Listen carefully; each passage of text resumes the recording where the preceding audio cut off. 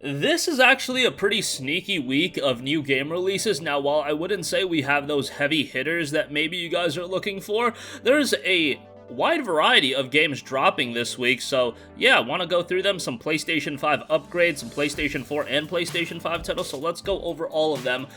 Kicking things off, probably the biggest game of the week, and I say biggest with the connotation of, it's the biggest of games that aren't getting a lot of buzz, but Immortals Fenyx Rising is coming out this week. This is being done by Ubisoft Quebec. Ubisoft is obviously publishing the title. It's coming out on like literally everything: PC, Nintendo Switch, PS4, PS5, Stadia, Xbox One, Series S, Series X, and it's a game that isn't getting a lot of hype right now, and I really do think it's from a timing standpoint. It's coming out right after the next-gen consoles, and Ubisoft has been putting out a lot of single-player open-world titles. I know this one has a little bit of a difference in presentation compared to Assassin's Creed Valhalla and Watch Dogs Legion, and I'm sure it's an entirely different game. I just think people, and I've noticed this, I don't know if this is just, something that I've noticed personally, but I've been getting messages from people, my casual gaming friends, being like, yo, do you think Ubisoft is, like, losing their luster a little bit? And these are people that don't even know about publishers and developers, and they played Watch Dogs, they played Assassin's Creed, and they didn't really vibe with those games, and I thought Assassin's Creed was pretty good, all things considered.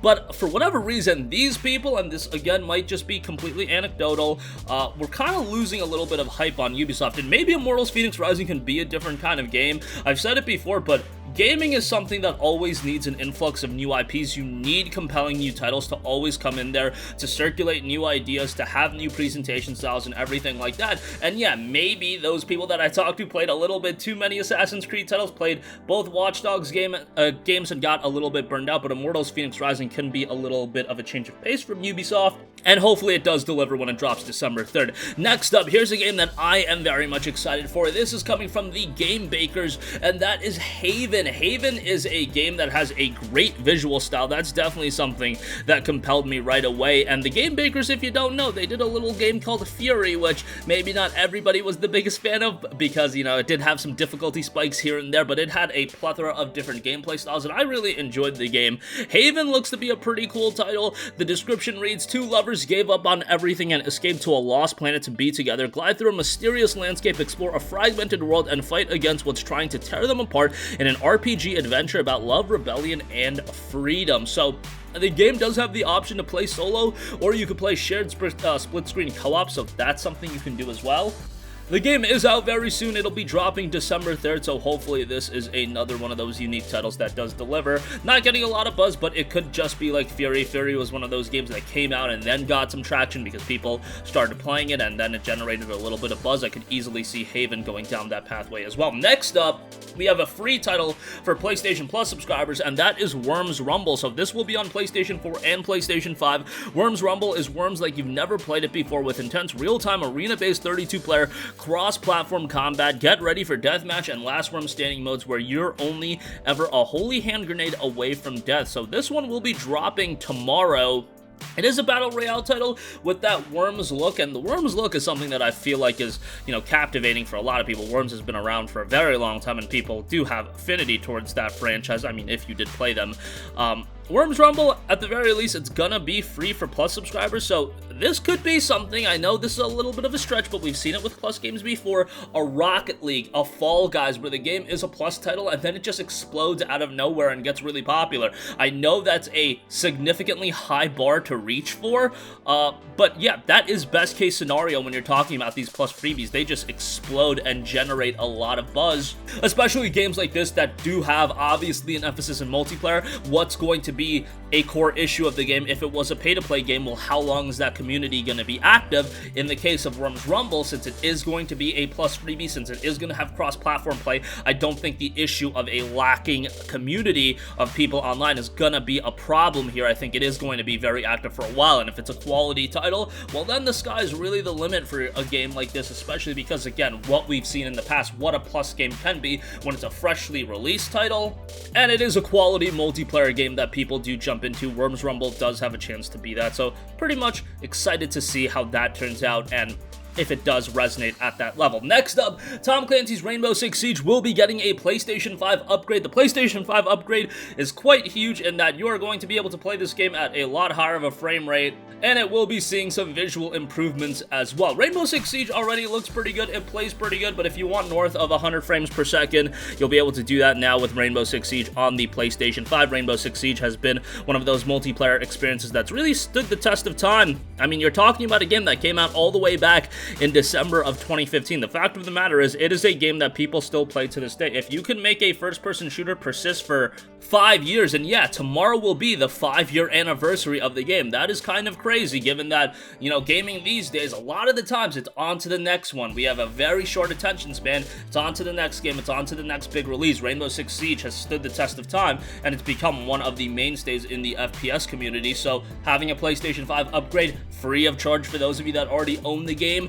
on PlayStation 4, that is going to be something that is very nice, and you'll be able to check that out as well, and that'll be coming on December 1st. So tomorrow, actually, they timed it up perfectly where it is coming on the 5th anniversary of the game. So how about that? Good on you, Ubisoft. Next up, Empire of Sin is coming from Romero Games, and Paradox Interactive are the publishers. Empire of Sin is a new strategy game brought to you by Romero Games and Paradox that puts you at the heart of the ruthless criminal underworld of 1920s Prohibition-era Chicago. I like the setting of the game. The presentation looks solid. I'm not huge into strategy games, but hey, I can get into a quality strategy game here and there, and this one seems like the style of strategy title that's up more so my alley. This one is due out tomorrow, so be on the lookout for that one.